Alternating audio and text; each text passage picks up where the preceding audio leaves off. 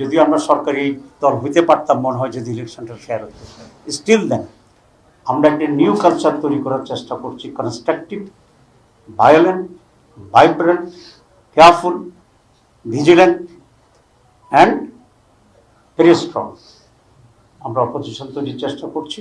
Government যেন এটাকে সাধুবাদ জানায় এবং তারা এটাকে কোনোভাবেই ভিন্ন খাতে বা দুর্বল মনে করে নিজেরা খুব বেশি বাড়াবাড়ি করার চেষ্টা না করে, কারণ বাড়াবাড়ি করলেই আমরা সেখানে দাঁড়িয়ে যাই। কারণ এটা জনগণের পক্ষ থেকে আমাদের প্রতি ম্যান্ডেট দেওয়া আছে, এটা আমাদের নৈতিক ভিত্তি। আর দল হিসেবে বিএনপি এক জামাত আমরা কোনো দুটো হোস্টাইল পার্টি না, আমরা ফ্রেন্ডলি ছিলাম, আমরা একসাথে কাজ করছি। সুতরাং বিএনপিকেও এটা মনে রাখলে ভালো হবে যে আলাপ আলোচনার ভিত্তিতে, পরামর্শের ভিত্তিতে তারা রাষ্ট্র পরিচালনা করবেন, বিদেশের সাথে চুক্তি করবেন এবং বিভিন্ন ডেভেলপমেন্ট ওয়ার্কগুলো করবেন।